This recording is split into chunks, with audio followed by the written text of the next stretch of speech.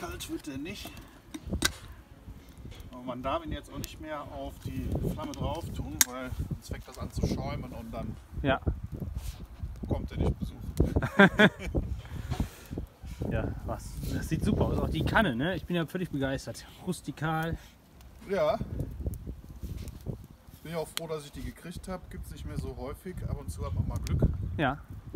Aber im ein oder anderen Internetportal. Ja. Findet man noch Schätze, ne? So, Wasser kocht. Ja. Das geht immer schneller als auf dem Induktionsofen. Das sieht sehr gut aus. Also zum Kaffeekochen immer ein Schweißerhandschuh dabei. Ja, das. Gestern hatte ich nur einen Putzlappen beim ersten Versuch beim Kochen. Und das ist immer der klassische Cowboy-Kaffee hier. Gefühlskaffee sozusagen, ja. Nee, nicht Gefühl. Das sind jetzt genau. Weniger als das Gefühl.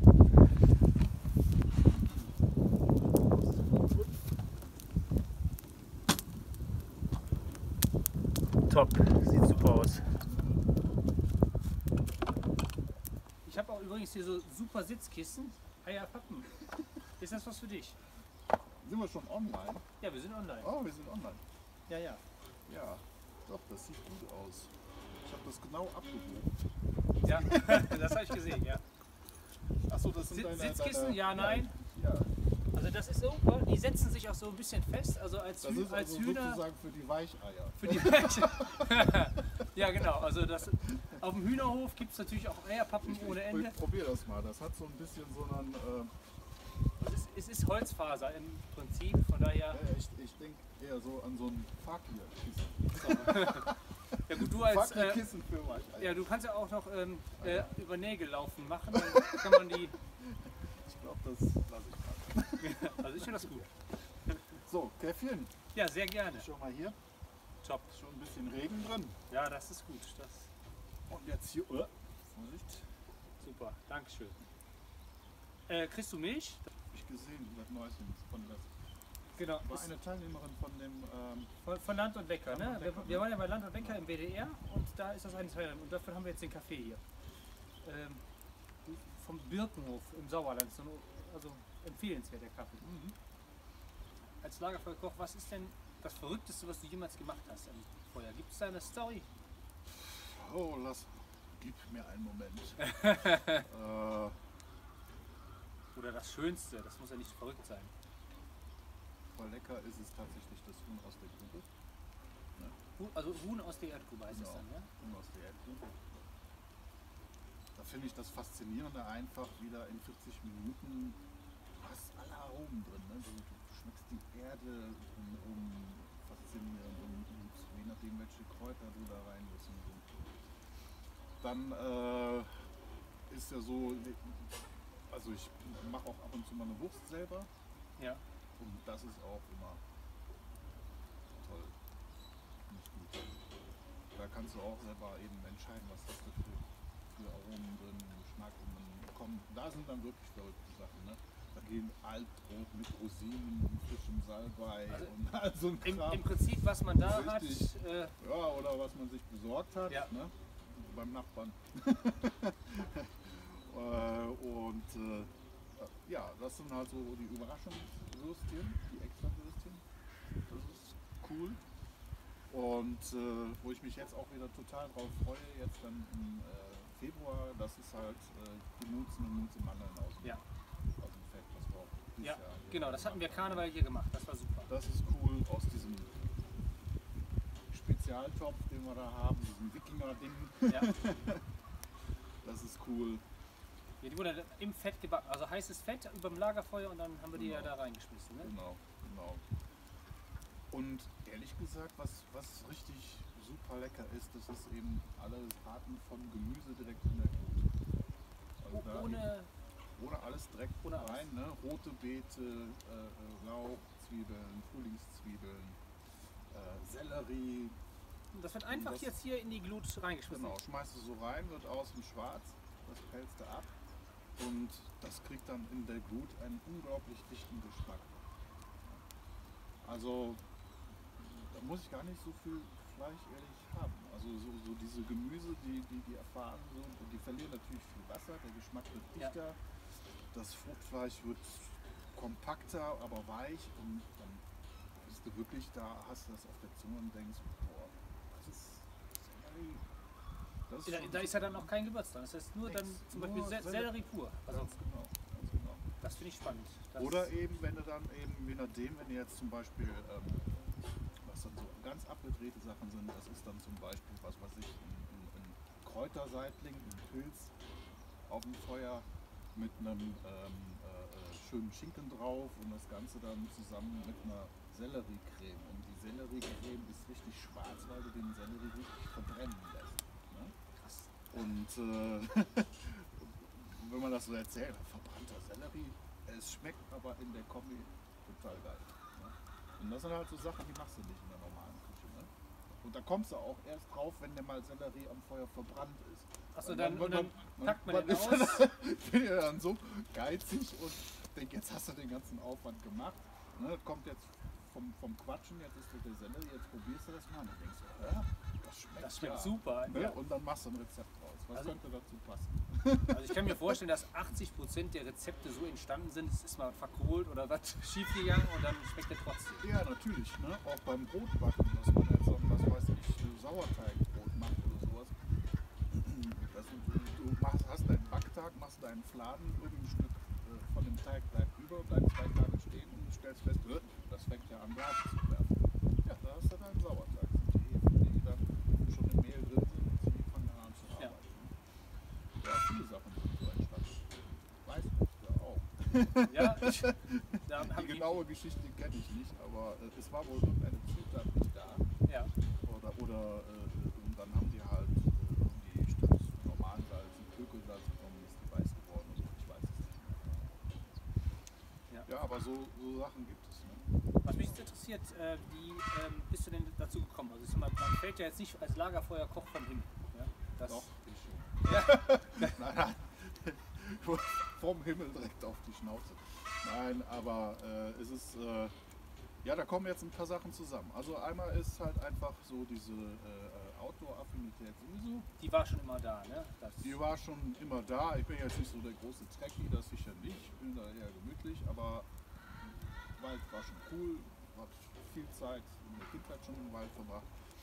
Dann natürlich auch kindliche Prägung durch die Mutter. Ne? Also mein Vater, als der sein Haus gebaut hat, Keller da, wie man das gemacht hat, ausgehoben und dann waren so die Erdhügel und dann haben wir da zwischen den Erdhügeln gesessen mit meiner Mutter und haben serbische Bohnensuppe gekocht, auch auf dem Feuer.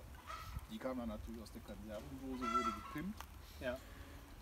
Ja, und irgendwann bin ich dann auch über einen Dutch Oven gestolpert und dann nahm das Schicksal seinen Lauf. Und in der Zwischenzeit beschäftige ich mich halt auch mit Brotsorten und Brotbacken, auch im Feuer. Aschenbrot, alles was im Feuer geht, nicht nur im Backofen. Käse mache ich selber, Frischkäse mache ich selber, Mehl ansetzen, Ja, all super. diese Sachen kommen dann zusammen und wenn du das dann so zusammen machst, dein selbstgebackenes Brot mit dem selbstgemachten Käse und dem selbstgeräucherten Schinken, dann merkt man schon, dass der Mensch nicht nur vom Brot allein lebt. Also Käse, Schinken gehört auch dazu und wenn das in einer bestimmten Qualität ist, dann kommt auch schon fast so ein religiöses Gefühl hoch. Das vielleicht Ich meine, kennt man das, gutes ne? Essen ist ja auch eigentlich immer mit dem Ritual verbunden. Ne? Jetzt, aber ich höre jetzt daraus, du hast es im Prinzip über Jahre beigebracht, ja? Das ganze Kochen. So könnte man es auch sagen. Ja. Ja. Ich bin also kein ausgebildeter Koch, sondern Learning by kulinarisch- doing. Und kulinarischer Self-Made Man. Und, aber immer rein ins Feuer, immer am Feuer. Natürlich, Rezepte probiere ich auch schon mal zu Hause in der Küche aus. Ne? Bereite das vor, gucke, wie läuft das da. Und dann musst du gucken, wie übersetzt du das ans Feuer. Das ist manchmal ein bisschen tricky, weil das Timing anders ist, weil die Temperaturen anders sind, die Zutaten verhalten sich anders. Aber das ist schon so, am letzten Endes geht es immer um, wie kriege ich am Feuer die Aromen raus. Ja. Das ist das, was mich interessiert. ja, super. Wie ist jetzt die Feuerstelle? Jetzt haben wir, also wir haben jetzt kein riesen prasselndes Feuer, sondern es ist ja viel Blut unten da. Könnten wir jetzt mit der Waffel loslegen? Oder muss da noch was passieren? sind fast da. Also wie gesagt, für das Waffeleisen brauchen wir richtig Power. Ne? Ja, okay. Also da kann man nicht genug Blut haben. Vor allen Dingen wollen wir ja ein paar ausbacken. Ja. Und ich würde vorschlagen, wir schieben das mal ein bisschen zusammen, lassen wir mal runterbrennen und dann könnte man erst einen Test machen. Ja, super. Ich habe auch eine Schaufel. Ja, Das. wollen wir das nicht mit dem Handy machen? Ach so, ja, das geht auch, ja. Ich bin ja kein, ich bin ja nur, wie sagt man, Bauer, Feuermacher. Und der Landwirt hat immer eine Schaufel. In der Ja, Nähe. das ist klar. Irgendwann braucht man die auch. Oh, hier sind noch ein paar Stellen. Und im Prinzip schichten wir jetzt hier ein schönes Feuer auf. Wir schieben das nochmal zusammen, dass es nochmal kompakt liegt, ein bisschen unterbrennt. Ja. Aber jetzt müssen wir nichts Und Neues dann- nachlegen. Nö, für den ersten Lauf. Weil wenn wir jetzt die dicken Prügel wieder drauflegen, dann brauchen wir wieder eine halbe Stunde, bis die runtergebrannt Ja. sind. Wir nehmen das jetzt mal so. Wir gucken mal, wie weit wir kommen. Und jetzt, ich habe jetzt ja als Holz, das ist ja von mir, das ist einfach jetzt eine wilde Ja. Mischung. Gibt es da irgendwas, was besonders gut ist, weil es wenig raucht oder so? Sobald irgendwo ein Feuer brennt, kannst du kochen. Okay. Na, guck mal, es ist ja auch rund um den Globus anders. Wir haben jetzt hier, also zum Beispiel, dass man auf so eine Idee kommt, eine ganze Kuh zu grillen oder sowas. Oder wie man das auf den Mittelaltermärkten hat, eine ganze Sau. Ja. Da brauchst du Massen von Holz. Die musst du ja haben. Wenn du jetzt dann, sagen wir mal, irgendwo so im Nahen Osten, Nordafrika bist, Marokko vielleicht oder sowas, die haben diese Massen nicht. Das heißt, die mussten Garmethoden entwickeln, wie die mit einem Stöckchen und einem Hölzchen dann für 5 Leute kochen können. Deswegen haben die sowas wie ein Tagine oder so etwas. Ja, das sind diese Taginen, sind diese Ton. Genau, Töpfe, genau. ne? Das ist so eine Art Konvektomat, muss man schon fast sagen. Er hat also dass der so eine Form hat, ist kein Zufall. Oben kommt ein bisschen Wasser rein, dadurch hast du diesen Konvektionswärme. Also das ist schon teilweise ziemlich ausgetüftelt. Also man kann sagen, wo ein Feuer brennt, kannst du kochen. Ja. Hier haben wir jetzt natürlich Massen von Holz in einer guten Qualität, da können wir richtig Gas geben. Da könnten wir so eine große Gruppe oder eben Sachen, die sehr heiß angebraten werden müssen zum Beispiel. Aber im Grunde kannst du mit ein bisschen Blut kannst du losgehen. Aber das ist ja schon so eine Urzeitmethode. Ne? Also ich sag mal, energetisch ist jetzt nicht das Tollste sozusagen. Energetisch, meinst du von der Energiebilanz her? Genau, ja. Aber das. Nee, das Also es gibt- sicherlich nicht, aber sagen wir mal so, die Sekundäreffekte sind natürlich nicht da. Also ich muss keine seltenen Erden aus der Erde graben, um Steuerungselemente für einen Induktionsofen zu machen, Ja, verstehe. einen Kochherd zu machen und all diese Dinge. Sondern das Holz wächst, es verbrennt, es wächst. Ja. Ne? Und die Erde bleibt, wie sie ist. Also im Grunde glaube ich am Ende besser. Aber es gab natürlich eine Zeit auch hier in Europa, da stand ja kein Baum mehr. Ne? Ja, Auch wenige Ecken, weil Vor wirklich 200 Jahren gab es hier fast keine Bäume, weil es gab hier war dieses Kalkabbaugebiet und die haben für ihre Kalköfen alles abgeholzt. genau, so Zeiten hatten wir hier auch. Ja. Wenn man jetzt natürlich, sagen wir mal, je nachdem, wo man jetzt, wenn man grillt zum Beispiel und guckt, wo kommt jetzt diese Kohle her, ne? Oh, da kriege ich dann manchmal schon, ich denke, Leute, muss das sein, irgendwo die letzten Urwälder umhauen und da dann Grillbriketts draus machen. Also das finde ich, oder wie wir es jetzt dann auch machen, in den Regenwälder umhauen, um dann Mais anzubauen, um Biodiesel nach Europa zu schippern oder sowas. Das sind, glaube ich, schon wirklich Ja, Verbrechen an der Menschheit. Also du sprichst da schon, das sind so ein paar harte Themen. Also Ja. wir haben viele Baustellen, ja, aber das Abholzen von Bäumen ist natürlich das Schlimmste überhaupt, also vor allem großflächig. Und also wir machen jetzt zum Baumstreifen auf dem Acker. Einfach um den Acker, also wir haben ja die Ackerfläche und die wird dann mit den Bäumen zusammengenutzt. Ne, nennt sich dann Agroforst und einfach um auch CO2 im Boden zu binden. Im Holz auch. Aha. Ja gut, aber wir können da hier nichts retten. Ne? Also ich sag mal, es muss irgendwie dann politisch was gemacht werden, dass dann in Brasilien oder so die Regenwälder nicht mehr abgeholzt werden. Ja, wahrscheinlich. So, ich überlege gerade. Habe ich noch eine intelligente Frage? Es können auch unintelligente Fragen sein. Ich muss, ich habe natürlich mal so, eine Frage habe ich noch. Die, hier ist eigentlich immer der Wind aus der gleichen Richtung, aber ich habe das Gefühl, sobald ich Feuer mache, will der Wind oder der Rauch dreht dahin, wo ich sitze. Ist das nur so oder ist das, bin ich einfach bin ich nur empfindlich? Hast du da eine Theorie?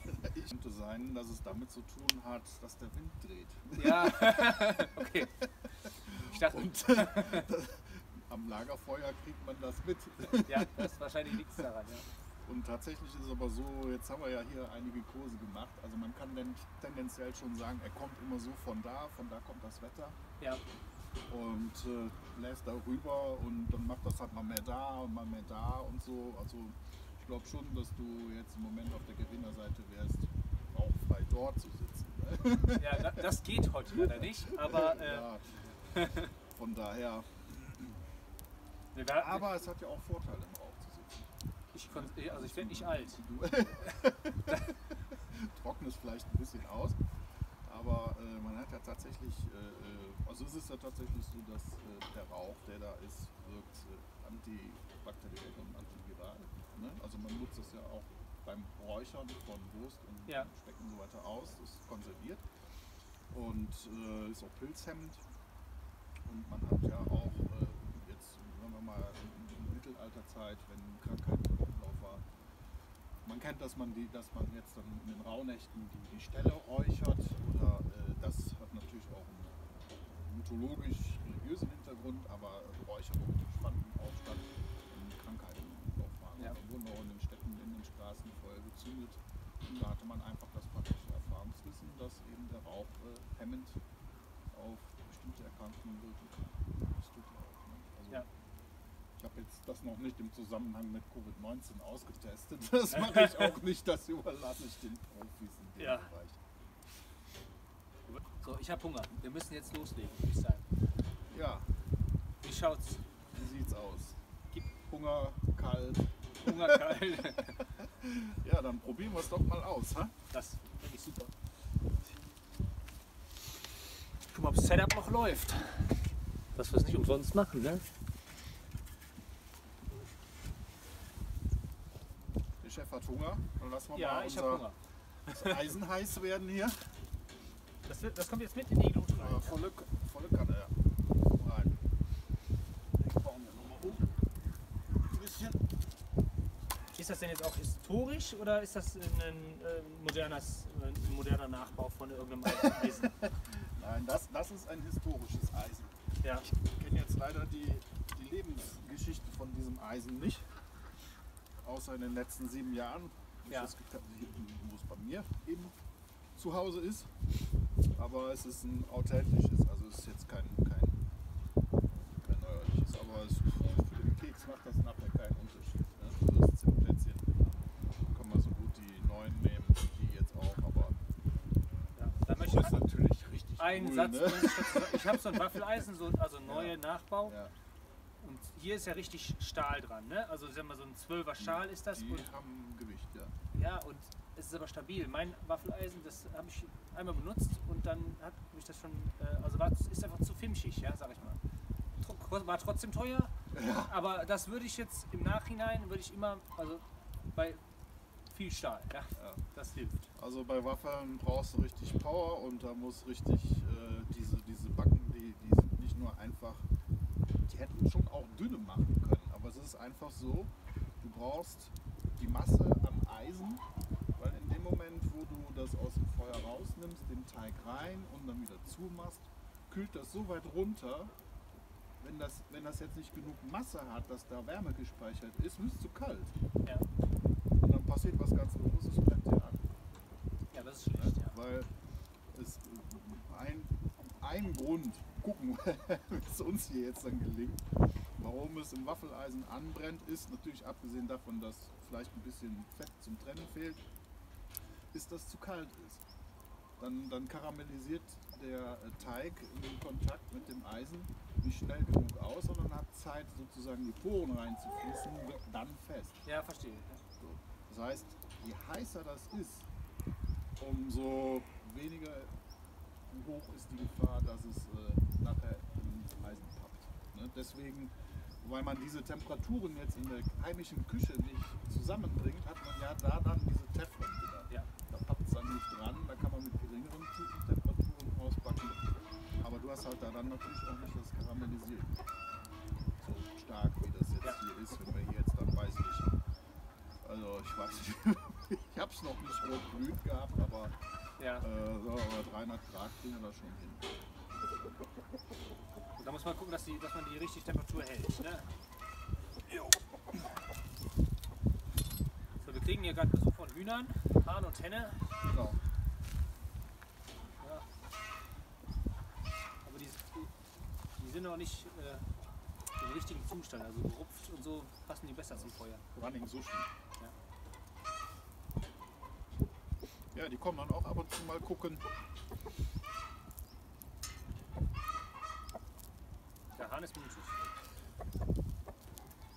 Ja, Aber ich muss sagen, ein Wort noch zum Kaffee, der ist hervorragend. Ne? Also ja, du darfst ihn gerne noch einen Schluck auffüllen, ja, kriegst du. dass es wieder heiß wird. Ne? Dass man, also die Außentemperatur ist wirklich schon. Danke. Also wir haben jetzt ca. 8 Grad. Haben wir die? Ja, vielleicht auch noch 5 oder 4, aber. Ich glaube, wir müssen mit dem Feuer was machen. Das Thema draus machen. Ja, mach. Feuermanagement. Ja, beim mach. Lagerfeuer, ne?